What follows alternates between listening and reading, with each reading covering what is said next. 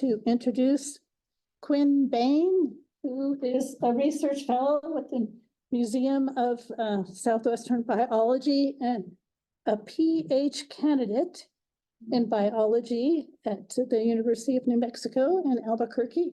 And I hope you've all got to see these cool galls that she brought. Quin.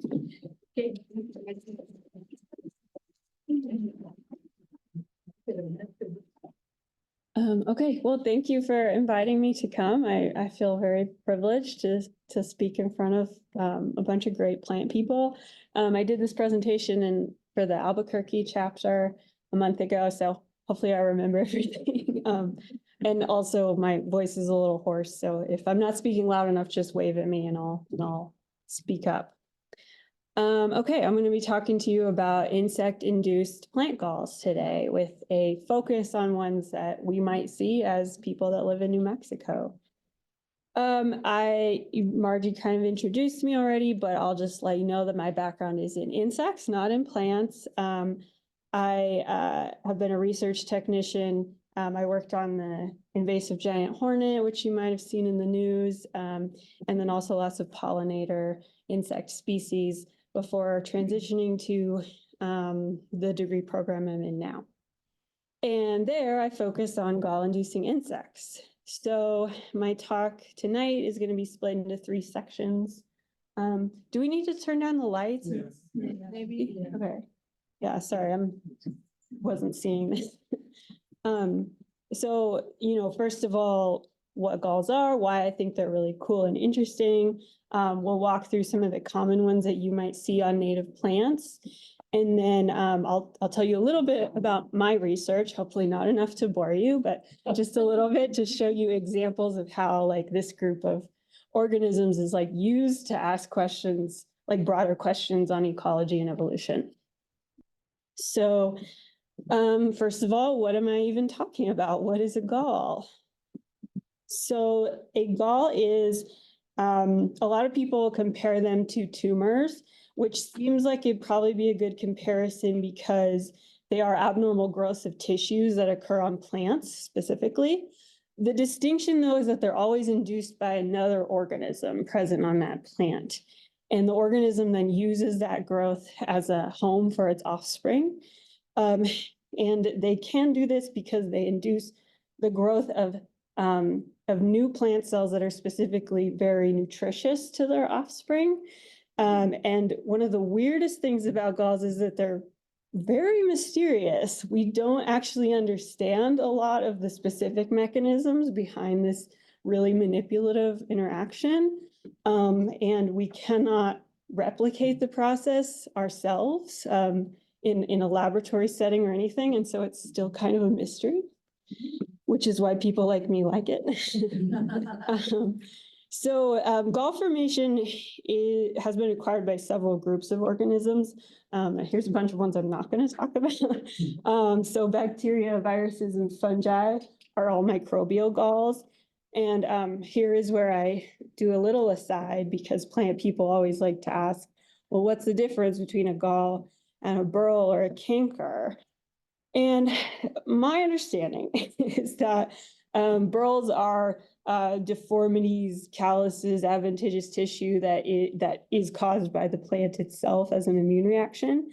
And a canker is sort of a response to an infectious organism that is damaging tissue. Whereas a gall is an immune response to another organism that is not damaging tissue, but instead actually replicating new tissue. And so in the field, it's pretty hard to tell what's what. And that's not my area of expertise, so I'm not really going to talk much about that today. But if you're really interested in microbial galls, that's a super cool area to get into.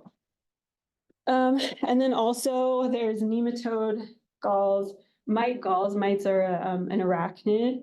And then there are also plant galls, and that's sort of controversial, but most people believe that a mistletoe causes a gall because where the mistletoe grows from, it's actually affecting the host plant tissue and changing it.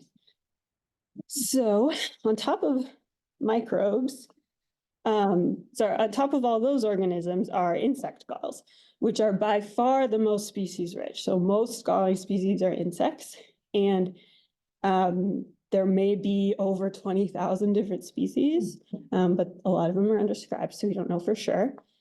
And they also, unlike those organisms, they usually have the most diverse forms. And so you'll see that, I chose these on purpose to try and show a diverse array, but you'll see things like spikes and hairs and bright colors that you wouldn't see otherwise. Even sometimes galls that mimic like a different plant part, like this one looks very rosette, like a flower that's on a willow. So that's not a plant part a willow usually makes. So an insect gall is induced during oviposition, which is a fancy word for egg laying. This is a female fly here.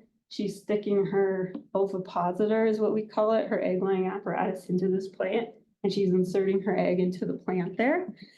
And at that location where she inserts her egg, you get a gall. You get this weird growth a few months later. So the question you might be wondering is, how does that work? How can she just make that happen on the plant? So unfortunately, we don't know a lot about how galling works. There is literally only one group of gallers where we've actually identified like molecular pathway, what's happening on a DNA level to form that structure. And so that this is a bacterial gall called Agrobacterium. And this plasmid bacteria copies a piece of its DNA and transfers it directly into the plant genome. And so then when that plant cell replicates itself, that piece of inserted genome from the bacteria is in those cells. And so you create these sort of homogeneous structures, is what bacteria like to grow. And that particular plasmid encodes for the synthesis of hormones, so like auxin and cytokinin, which we know are responsible for plant cell generation. But it also produces opines, which is a carbon source, and like a specific one that can only be metabolized by the bacterium. So in this location of the plant, it gives the bacteria an advantage over the plant cells in replicating those specific infected cells. And so that's the only gall that we actually understand how it works on a DNA level. Insects have a more complex gall structure, which lends to its mystery. So whereas the bacteria gall was sort of homogeneous throughout in the cells that it produces, all insect galls have three sort of categories of tissue. So you can kind of see, so this is the larva here of that fly that I showed you earlier, just chewing its way into the gall structure. From here, you can see its little pathway. And this larval cell is lined with these kind of bright yellow cells. So those are highly nutritious cells that have a super high concentration of proteins in them. They're most similar in structure to seed cells. It's how much protein they have. And then there's vascular tissue surrounding that. And then you get a protective tissue of some sort. And so unlike the bacteria, this insect is actually inducing the plant to produce a variety, a series of different cells that have to be in specific places. So it can differentiate. And we don't really understand how that's done. This is kind of where I like to make it clear that this is a super unique habit. There's no other animal on Earth that can go and get the plant to make a home for it. They usually have to construct it themselves. But this insect is encoding through its DNA like a blueprint, basically, to the plant of what that fly would like its baby's home to look like. And it makes it for them. I mean, I think it's pretty amazing. And for species that make galls, this is an obligate lifestyle, which means that this is the only way they develop and reproduce. So this is not if I feel like it, I'll make a gall. They require a gall in order to develop. So yeah, the differentiated tissue is what makes them so unique, and you can see a lot of different examples. And you can have sort of the most simple, which is one larva in one chamber and one gall. You can have one larva per chamber, like that shares a gall with multiple chambers, or you can have multiple larvae in multiple chambers sharing a gall. So there's lots of different ways that insects like to do it. These two are wasps here. That's an aphid. That's also an aphid, and that's a midge there. Okay, so what are clues to how it works? So one theory is that venom is responsible. So one of the biggest groups of galling insects are wasps, the specific gall wasps, and they have venom. So this is, you might be confused with what you're looking at here, but inside the abdomen of this wasp, she has her ovaries where her eggs are kept, and then she has this huge venom reservoir and a giant venom gland to produce venom. And these are not insects that are stinging other insects or animals like a lot of other wasps we think of. They're only using this venom for the plant. So the theory is that this is like plant adapted venom. And these venom cocktails are unfortunately really complex. And there's also a huge issue of scale. Later, please come up and take a look at my drawer of insects over here. But you'll see that these wasps are not the size of yellow jackets. They're like half the size of a little ant. Like they're really, really, really small. So it's really difficult to study venom, and yeah, there's a lot we don't know about it. The other sort of main theory or school of thought on how galling works in insects are salivary secretions. So as a larva or immature insect is feeding on the plant tissue, its salivary glands are active, right, in order to digest the tissue it's feeding on. Excuse me. But we think that those salivary glands are also secreting something into the plant. So this image is dissections of a fly larva that induces galls, and the green is phytohormones. So you can see that the salivary glands have the most green fluorescing in those images to show that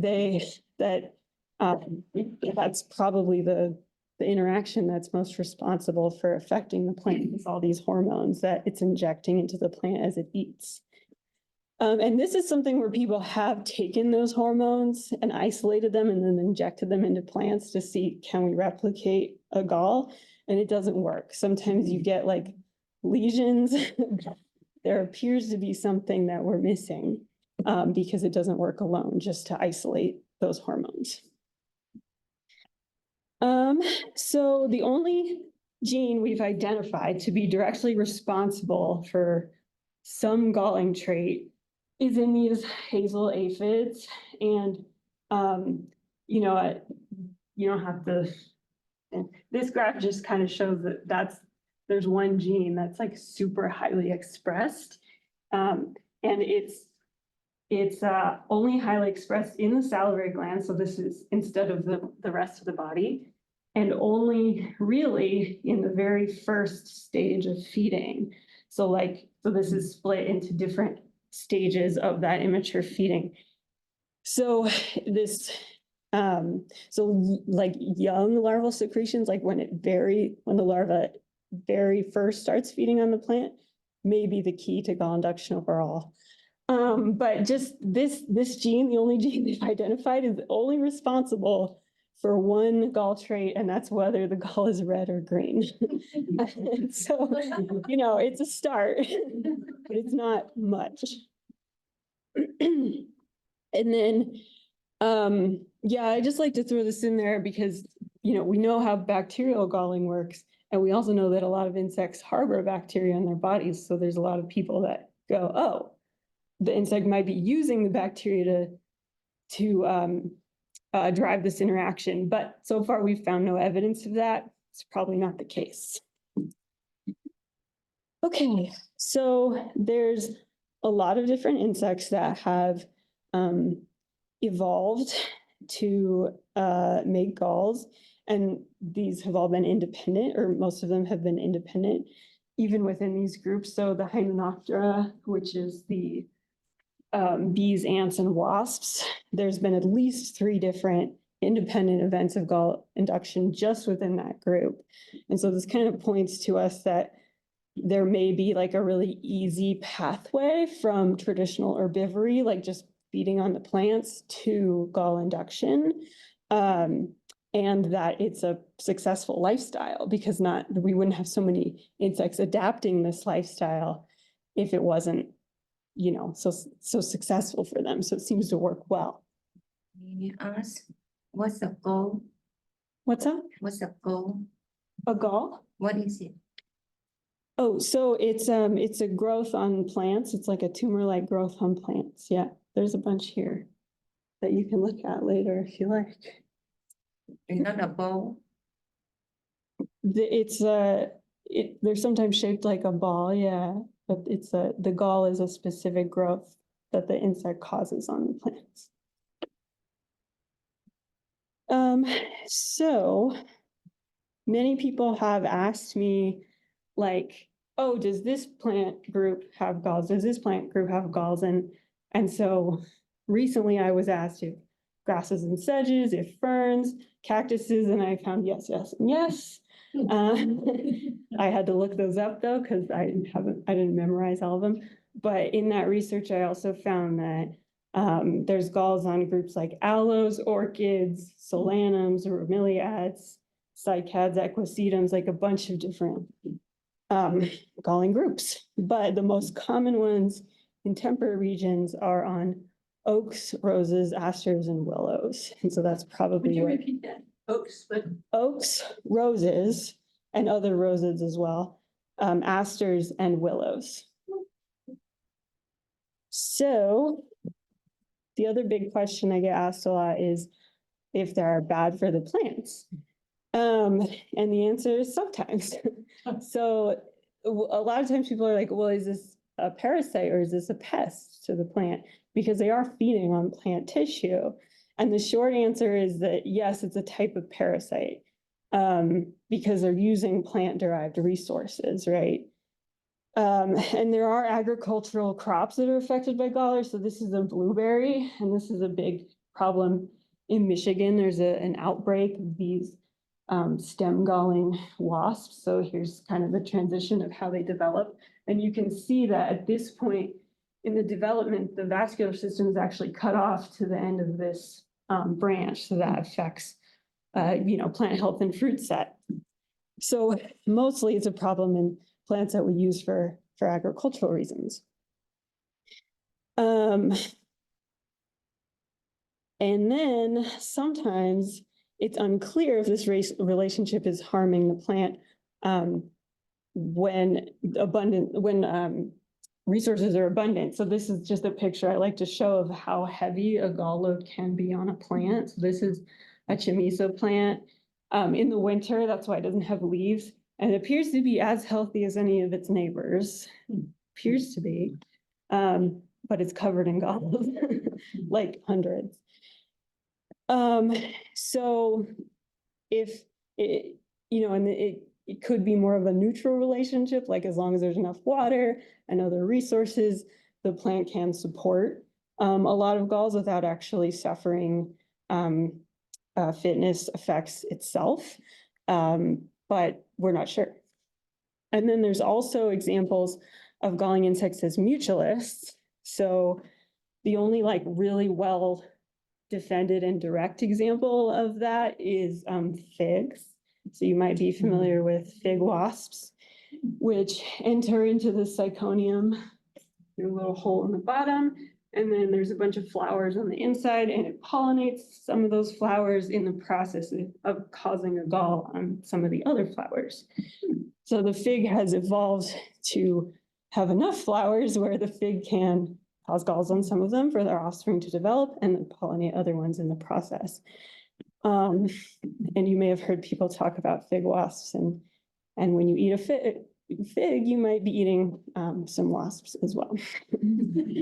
And that's okay, I say. And then there's other gall mutualisms that are less direct. So there's nectar secreting galls that produce like a sticky sugary substance on on the outside of them, and that's to attract insects that will guard the plant from herbivory, so like ants and yellow jackets. So then it has all these ants and yellow jackets on it, like ready to defend the plant and therefore the gall from, a bunch of aphids or something like that. So that's sort of a less direct example. And then another one is that galls sequester or can sequester toxic compounds like tannins, monoterpenes, malic acid.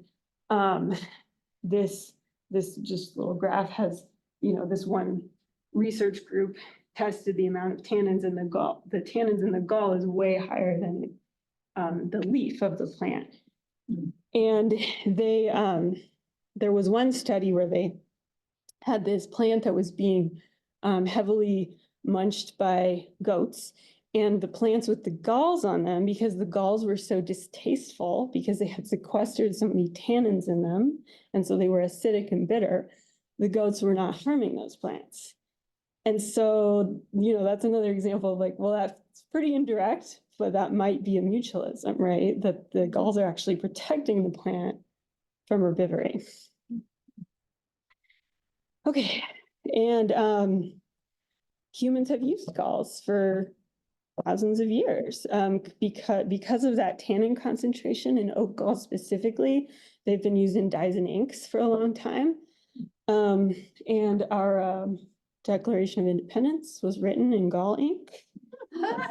That's a fun fact you can tell people. There's a lot of old documents that are written in gall ink, but that's like a good famous one to throw out there. So thanks for galls, I guess. Okay. I think I'm making good time. Now I'm going to talk about some of the galls you might have seen or will see on native plants in New Mexico. And a bunch of these photos are actually from Elroy Limmer, who took them with a great macro camera. And so thank you to him. Okay, one of the biggest groups that are easy to see are these things called oak apples. And, I brought an example of like really huge oak apples, but you can have ones that are really itty bitty as well. And they're kind of special in that they have a lot of blank space on the inside. So this here is where the larva is. This is the larval chamber. So that's where its nutritious cells are, and the larva lives inside. And then instead of producing vascular tissue, it creates this huge blank space. And well, I can get into that later, why that might be, but that's you'll feel it, that they're hollow on the inside. And so oaks have probably the most galls that are easy to see anyway. And I like to show this picture because when I first saw it, I was like, oh, that's a great picture of this species. And then I looked at it closely and noticed that there's actually 3 different galling species in the same photo. So there's a stem gall there, and then that little gall right there. So you can have multiple ones on the same plant and even on the same leaf, sharing resources. Okay, here's some more oak galls. And Gamble oak. Willows have a lot of midges. So a midge is a type of fly that looks sort of like a mosquito, but they don't feed on humans. And the midges are actually the most species-rich group of gallers, but nobody likes to work with them because they're really, really, really small and fragile. They fall apart really easily, but their galls are some of the most complex and easy to find. So they'll have, simple stem galls like this, but also these like really lovely, complicated rosettes with like petals, like fuzzy petals all stacked on top of each other. Here's another rosette gall that I like. And then these 2 are actually a sawfly gall, and there's only one group of sawflies that makes galls, but there's a lot of species of them. And both of these species are undescribed. And so I like to put them up here in case anyone wants to volunteer to describe these species, because they don't have names. Populus has a lot of aphid galls specifically. There's like a whole suite of species that are petiole aphid gallers on different species of populus of cottonwood. Yes, gymnosperms also get galls. There's a couple pinyon ones that are easy to find. These are both midges. There's a juniper galler. This is a midge. This is also an unknown species, if anyone wants it. This is a Phaedra. So this is, I don't know, I think that's kind of a cool gall. Phaedra is such a unique group of plants. May I interrupt? So the gall is a small animal. Yes, the insect lives on the inside of this growth. So in this, well, yeah, see there, the insect lives on the inside of this growth here. So that's an aphid gall where the aphids develop. And then creosote has a huge variety of gallers on it, and they're all midges from the same genus as Fundelia, and so there's sort of a theory that those midges actually co-evolved with creosote, and so they've radiated just on one host plant, and that's why all those species occur on this host plant. There's also this really weird, I don't know how familiar folks are with creosote ploidy. So like creosote can have multiple copies of its chromosomes, so you can get populations of polyploid creosote plants. And there's a bunch of gallers that actually prefer to create galls on the polyploid plants and are way more successful on the polyploid plants. So that's mysterious.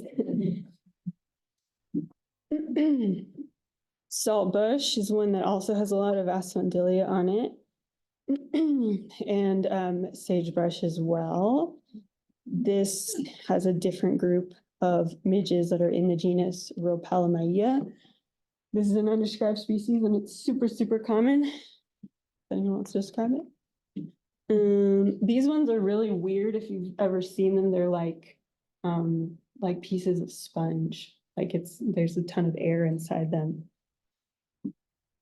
And then the final group I'm going to come to is Ericomeria or Chrysothamnus. So I like to call it rabbit brush, but some people know it as Chamiset. And they have a bunch of Rhopalamaia midges as well.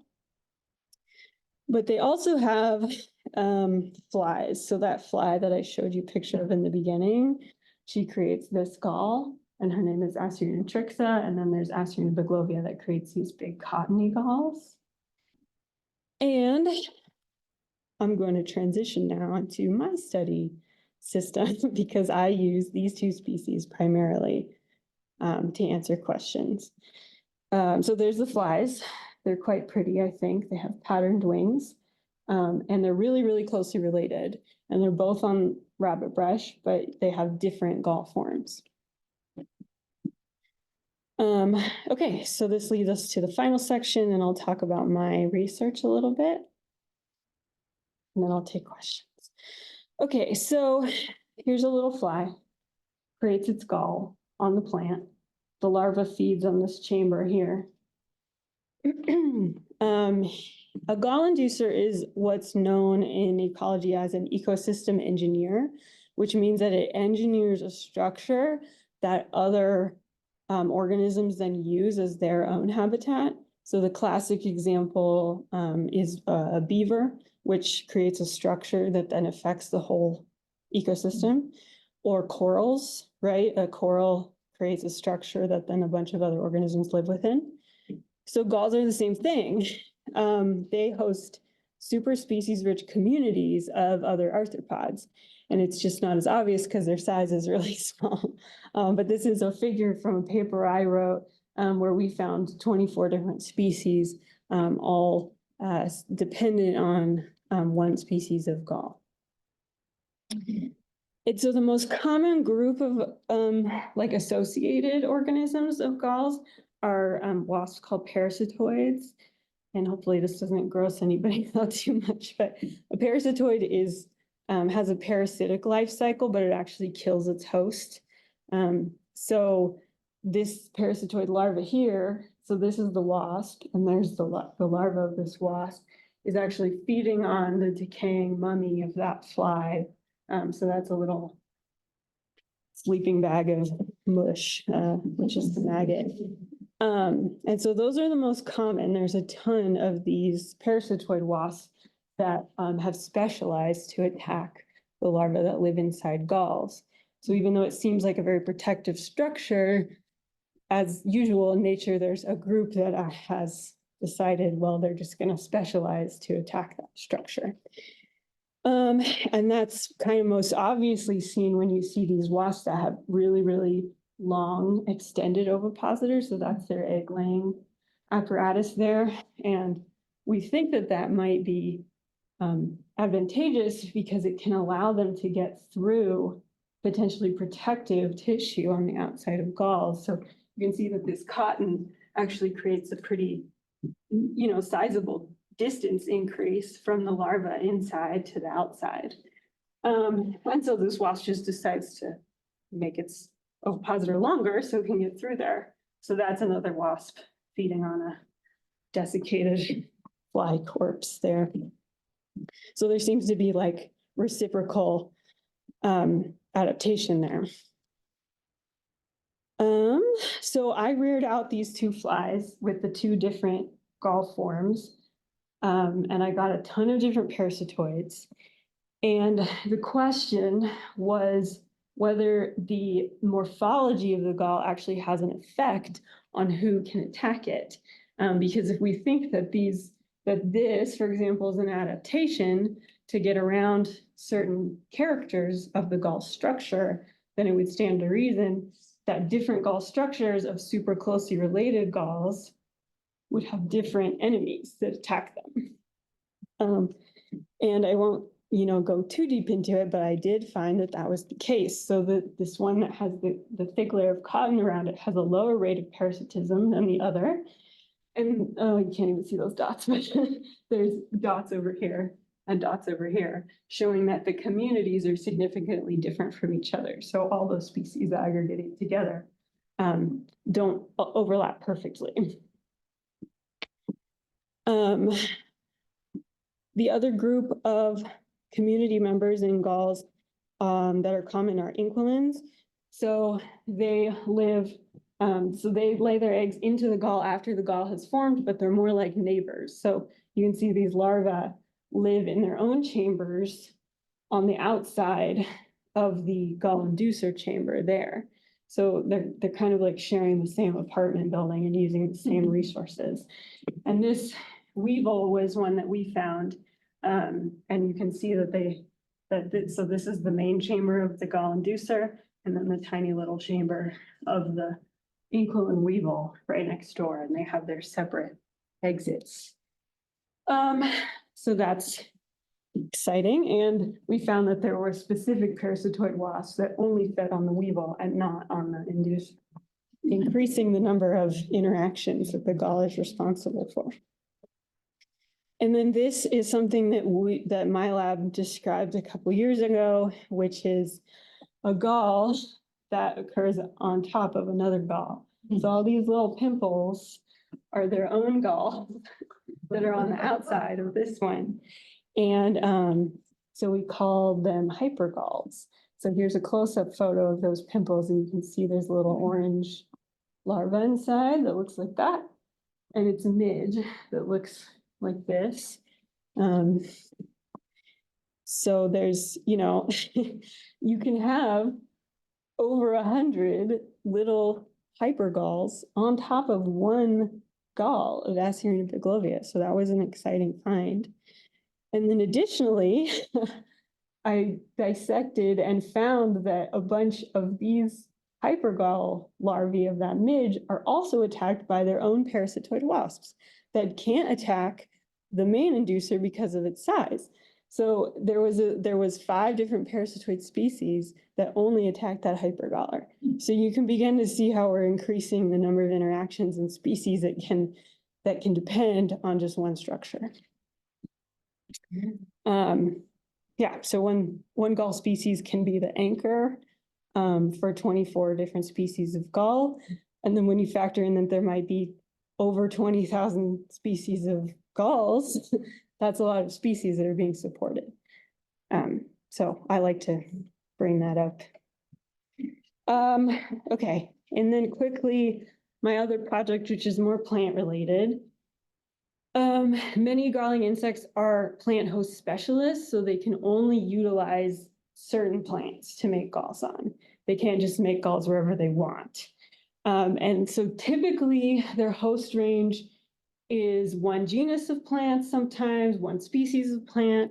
So for example, the fly that I work on is on Ericameria nauseosa, which is rubber rabbit brush. But actually, it has an even narrower range. If you are familiar with rubber rabbit brush, you might know that there's a bunch of varieties, which have different colors to them, are different morphologically, and grow in different geographic areas. And a bunch of these varieties actually host their own gall fly, and these gall fly species do not switch between the varieties. And so this, even where these plants co-occur together in the same place, the flies are have host fidelity to a single variety of this species. And so in this genus of fly, Avasarina, there's at least 8 different putative species that have different gall forms and that are specialists on different varieties of this plant. That thankfully can be identified by gall morphology, which makes things easy because they don't look very different. You might, I don't know, there are some differences, but they're hard to see. And so the question is, one of the questions is, what is the evolutionary history of these flies? How did they evolve in relationship to each other? And how are those morphologies related? But then also on top of that, how are these plant varieties related to that? And does their evolutionary histories actually match up? Is this an example of coevolution where as these plant groups split off from each other, did these flies follow in splitting from each other and speciating as a result? And so I'm doing paired plant and insect samples across a huge range in the West. And we just added a bunch of sites in Washington State as well. And for both museum specimens, so the herbarium has allowed me to actually collect plant vouchers that have galls on them. If you're familiar with museums, usually they like a perfect looking specimen, but I've convinced them to let me have specimens that have a perfect looking gall on it instead. And I'm doing this so I have a voucher of the plant, proof of that interaction in the museum, and then I also have a voucher of the insect as well. And I'm doing DNA extractions for both the plants and insects and doing reduced representation genome sequencing.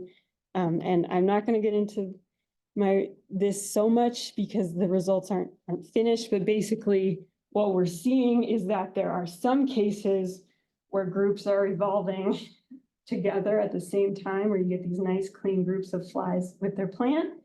And then there's other cases where they're switching all over the place. So each of these vertical lines in this tree represents a major host switch, where the fly has switched to a new host, not because it has co-diversified with it, but because it has just jumped to a new host and started anew. So it seems like there's evidence for both. We're seeing some evidence for co-diversification and some evidence for major host switches. So that's part of my thesis. If you want to hear the results, then email me and you can attend my thesis next year to figure out what I actually found. Okay, so I'll wrap up now. I just want to leave people with the belief that insect galls are really cool, that they're a unique interaction that doesn't happen elsewhere, that there's a bunch of mysteries, there's a bunch of things we don't know about them that we can figure out if we get people working on it. They're diverse, they look all different, they're on all different kinds of plants. You can identify them. And they're not only common in our area, but they're actually really important and support whole communities of other insects. And, you know, therefore the whole ecosystem. And then I put my email up there in case you have any questions. But this book, if you want to do identification yourself, this is the only book that you can use for our region. That's a field guide, and it only has pictures of the gall. It doesn't have pictures of the insect itself. It's a great book, but there's a lot of information missing from it. And Gall Formers is a new website that works really cool. You just put in what plant you saw the gall on, and then it will give you every option of what galler it could be, and you can look through all the pictures and figure out which one it is. And they even put on it like undescribed species on there, just so you know if we know what it is, if anyone's seen it before, and if it's described. So I recommend that site if you want to get into doing some gall identification yourself, and this book. And that's all I have. Thank you for letting me speak to you today.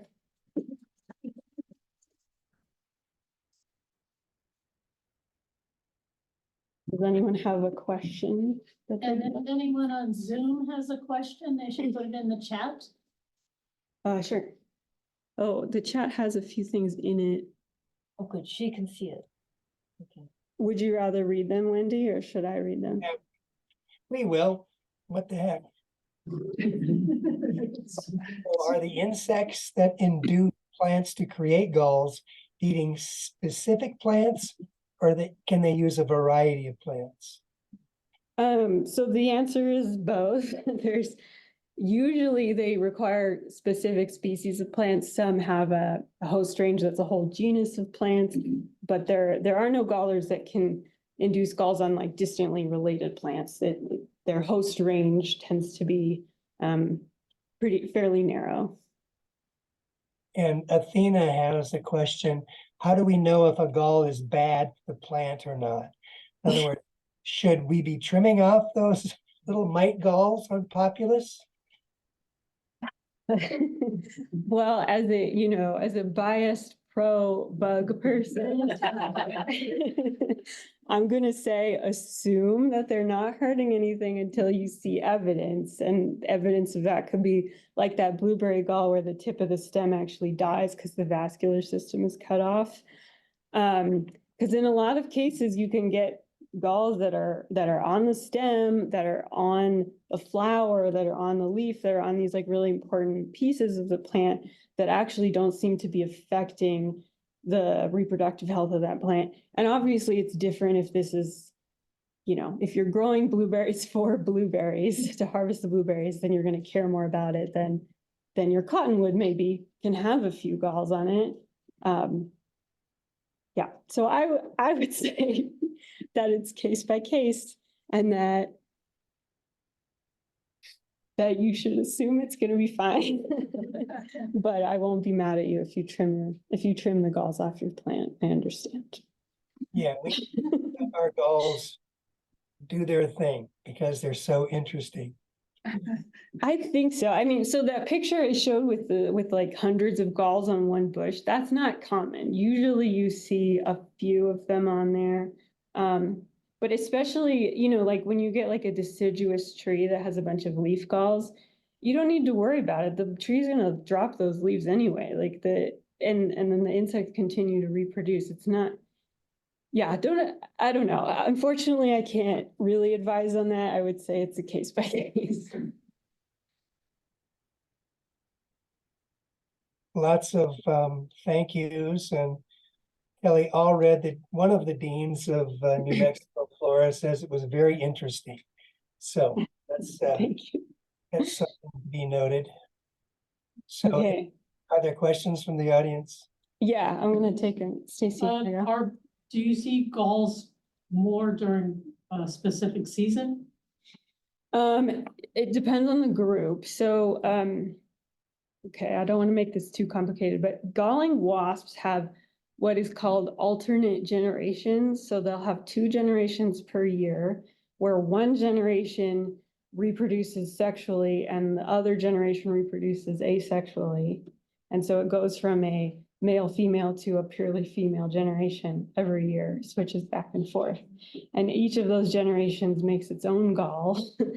And all galling wasps have one of those generations during the summer and one during the winter. And oftentimes the one during the winter is on root tissue, because it wouldn't make sense to use leaf tissue, right, in the case of a deciduous plant. And so you won't see those ones. Like, it's really hard to see. And they're not deep roots, they're like the shallow roots, but you're way more likely to see the leaf galls in the summer than the ones in the winter. So it depends on the group. With oaks, you're going to see them in late summer. With asters, so with this fly is kind of a weird one in that it creates its galls over the winter. So they're actually the easiest to find in the winter. But in most cases, they seem to use the the plant's natural hormone cycle and begin to grow in the spring. So thankfully you can find them at all times of year if you're looking at the right group of plants. How Yeah. big is that fly group that you're working in? What size? Of like how many numbers of species No, or? how big is the fly Oh. itself? Well, it's right over here. Okay. It's really small. I mean, it's gonna be hard to see because the galls are so big. But if you come over later, I can show you this exact fly right there. So it's about, what, 1.5 millimeters probably, I would estimate, yeah. Yes, So what's the time course for like an oak gall from when it gets laid to when the larvae hatches and emerges? And why do they vary so much in size? well, yeah, so with the ones that have alternate generations like that, it's pretty quick, the gall induction. And in most cases, the inducing organism is best protected by a fully grown gall.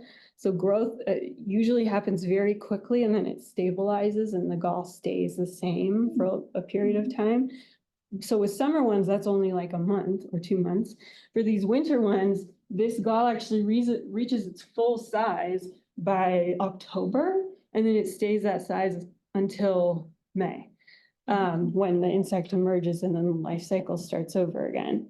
And so, and in that case, because it's winter, for most of that larvae's life, the larva is actually inactive and in dipause, which is like hibernation for most of that time.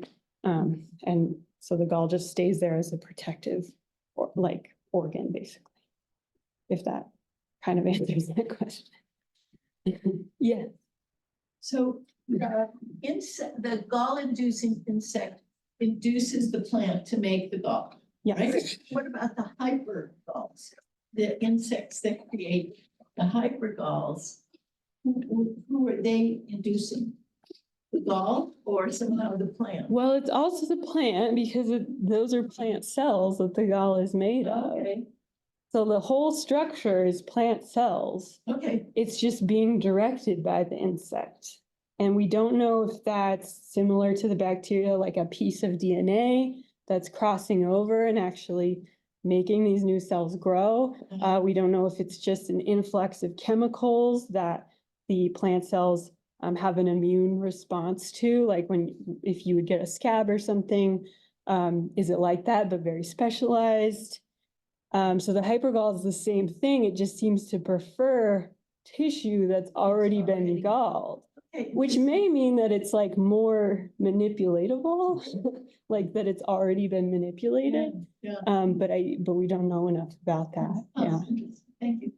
totally. Yes. Are there any insects or that actually just eat, the adults just eat the gall? In your community that's on the gall, are there any that are just there to forage on the gall, not to lay? Yes, so I kind of mentioned that there's a bunch of galls that are nectar secreting.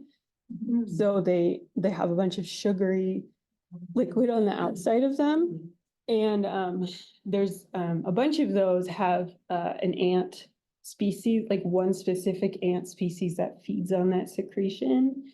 And we think that's like a, you know, a deal they've made where the ants are the bodyguards and then the galler gets to reproduce insects. So that's probably the best example of a non-galling organism feeding on it. But in doing my project, I found a lot of scale insects and like non-galling normal aphids that are just feeding on the plant tissue because it's highly nutritious. It's got a bunch of protein in it. So they're not manipulating the organism, but they're just feeding on what's already there. Yes, Bill. For a particular moment with suddenly, aha, I want to spend my career studying galls. Where did all this come in your career? Oh, I don't know. I think the first, so I worked for 2 years on sawflies, which is this group of they're like wasps, but they're plant feeding wasps. And I did a lot of sawfly taxonomy, and there's a single genus of sawflies out of I think 300 in America, in North America, that induces galls. And that genus has hundreds of species in it. So it stood out alone among all the other sawflies as being super species rich and super complicated. And that was associated with that galling habit. And so then when you look at other groups, the same thing happens where the groups that evolved galling have this huge radiation of species. And to me, that was really intriguing. Like that points to a significant like step in evolution, right? Where then a bunch of new things can diversify. So I think that's kind of what happened is I was like, oh, there's this really special group that has this really weird habit, and there's a million species, and a bunch of them nobody has named or described. Well, and that was really intriguing to me because if there's an opportunity to name your own species, that's very exciting. And if you want to do that, then get into insects because there's a lot of insects that need description. Yes. One more question is what varieties of the rubber rabbit thrush are likely to be found around here? Yeah, so the most common one is the gray one, and it's called Latticequama. And so it's, yeah, like kind of light grayish, well, this color. And this fly will be on it. And unfortunately, this is not a location that I do my field work, so I can't tell you where you might find this gall specifically, but I know this variety is here, Latticequama. There's also a couple of green varieties of rabbit brush, including graveolens. And then, yeah, those are the ones I for sure know are here. And then there's a lot that, there's a bunch of different varieties in southern Utah that seem to be like really fragmented to soil type because you have such a mosaic of soil type in that dry, deserty area. And then throughout the like West Coast, it's like 2 varieties only. It's kind of monotonous over there. So we might see this type of gall. Oh, you definitely will. I saw some earlier today. It's on the street. I didn't even go out in nature. Yeah, you'll find it. So Quinn, Yes.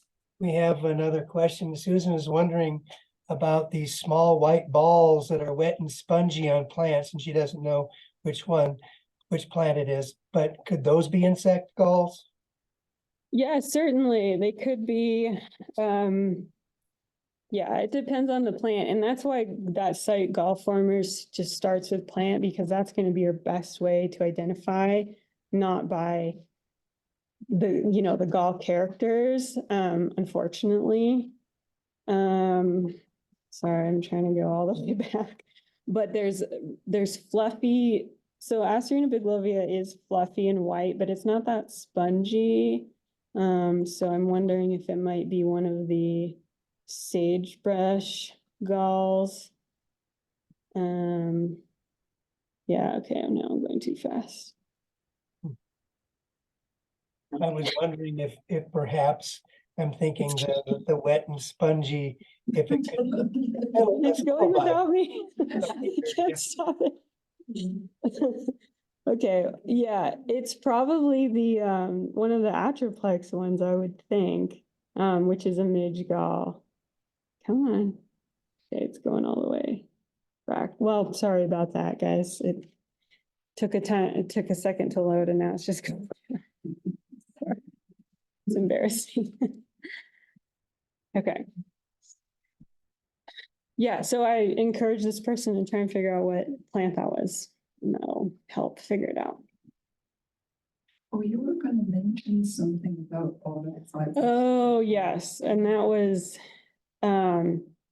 so in the same way that the galls I work on might be protected with the white fluff, that's kind of the belief with this huge empty space, is that they're just trying to increase the distance from the surface to the center where the larva is.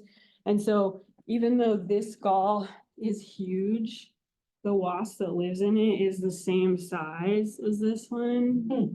This one just has a bunch of empty space in it. So it might be better protected, but at the same time, it might just have wasps that have adapted to feed on this one. And I have a couple that are like opened up so you can see the empty space inside.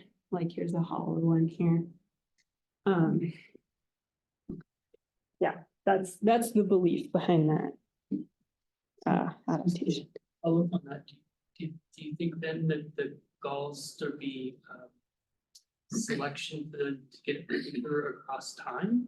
Because it's not costing the insect anything, it's all on the plant. Right. They get to freeload.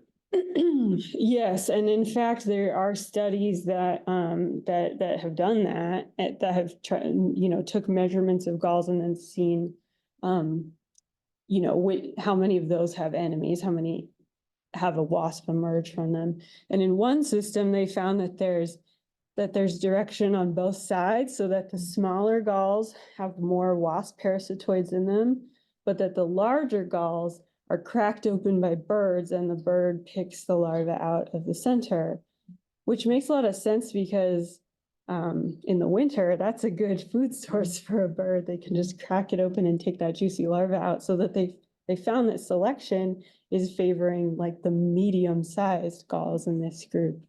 And that's only been done with a couple of groups, so we don't really know. Some of them are super consistent in size within a species, and so we don't know why that would be. And then some of them are super variable.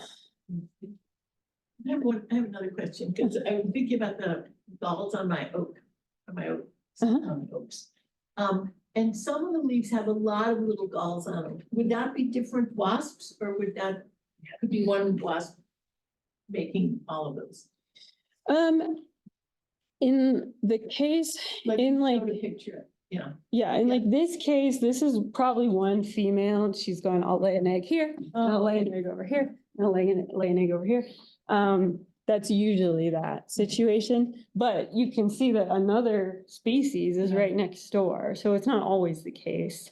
We don't know why they choose the leaves they do, because you'll get leaves that have a ton on them and leaves that have none on them. And sometimes that's like, the leaves that grew this year versus last year, but sometimes there appears to be no pattern and it's unclear. And that's true with plants too. You'll have two identical plant species next to each other, and one will have a bunch of galls and one won't. And we don't know what the difference is in those two plants. It's probably chemical or strength of their immune system, but one has a ton and one doesn't. Personal preference. Yeah, I mean, it could be that insects are selecting where other galls have formed before because they know they're more likely to be successful. Or that like if a predator comes along, if there's more galls there, they might not choose theirs. We don't know enough about that, unfortunately. They're really hard to rear in the lab. So we don't have there's not a lot of behavior studies. Yeah. Well, we might ask more questions around the refreshments. Okay, thank you, everybody. Thank you.